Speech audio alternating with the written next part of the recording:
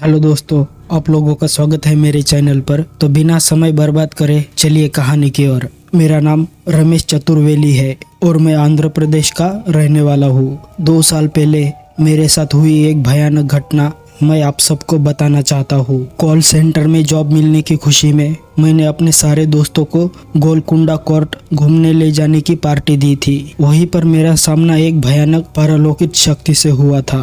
उस घटना में जब मुझ पर हुआ हमला तो मैं बेहोश हो गया था। उस दिन हम 4 दोस्त गोलकुंडा कोर्ट पार्टी करने गए। सारा खर्चा मेरे पर था, इसलिए मुझे पता था कि मेरे भुक्कड़ दोस्त दबा दबा कर खाएंगे। पर नौकरी मिल चुकी थी तो मैंने कंजूसी नहीं की और ढेर सारा फास्ट फूड मंगा लिया। गोलकुंडा कोर्ट पर हम चारों कुछ देर तक घूमे और फिर एक जगह छाव देखकर नाश्ता करने बैठ गए।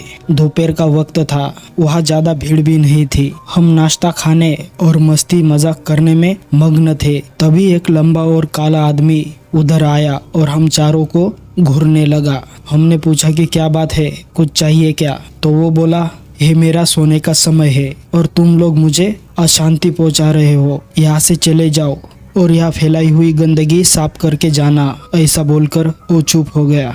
हम चारों दोस्त चौंक गए।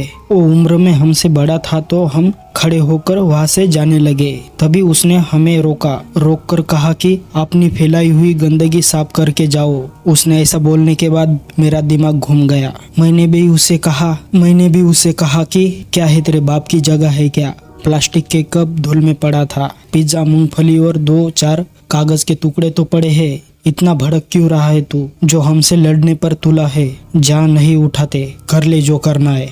मेरा है जवाब सुनकर वो गुस्से से लाल हो गया और डरावनी आवाज़ में घुर्राने लगा। हम 4 थे तो मैं भी थोड़ा ताव में आ गया।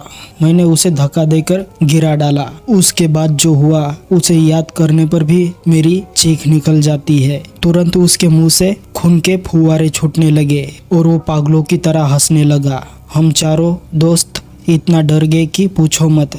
या तो वो इंसान काफी बीमार था या फिर वो कोई इंसान ही नहीं था। उसके मुंह से खून देखकर हम चारों दोस्त वहां से पागलों की तरह भागे। उस जगह से करीब 100 मीटर की दूर जाकर हमने मुड़कर देखा तो वहाँ कोई इंसान ही नहीं था। ये देखकर मेरी रूह कांप गई, क्योंकि वहाँ से आने जाने का एक ही रास्ता था और उस जगह हम 4 दोस्त उस वक्त खड़े थे। मैंने या मेरे दोस्त ने फिर कभी उस काले लंबे इंसान को कभी भी देखा तो नहीं, पर मेरे साथ कई बार एक अजीब सा वाकया होता रहा है। मेरे घर में कई बार प्लास्टिक के कप, पिज्जा के टुकड़े और मूंगफलियां बिखरी पाई जाती थी। घर में अगर वो चीजें लाई गई हो तो वो ठीक है, पर ना कभी मंगाई और खाई तब भी वो घर में पड़ी मिलती थी। शायद वो लंबा काला आदमी कोई भूत प्रेत होगा और वो आदमी हम लोगों को बार बार हमारी गलती याद दिलाता था जो हमने उधर कचरा फैलाया था। पता नहीं वो कौन था, लेकिन अगली बार से हम सब सावधान रहते थे। तो दोस्तों, ये कहानी आपको थोड़ी सी भी अच्छी लगी हो तो लाइक और सब्सक्राइब करते जाना।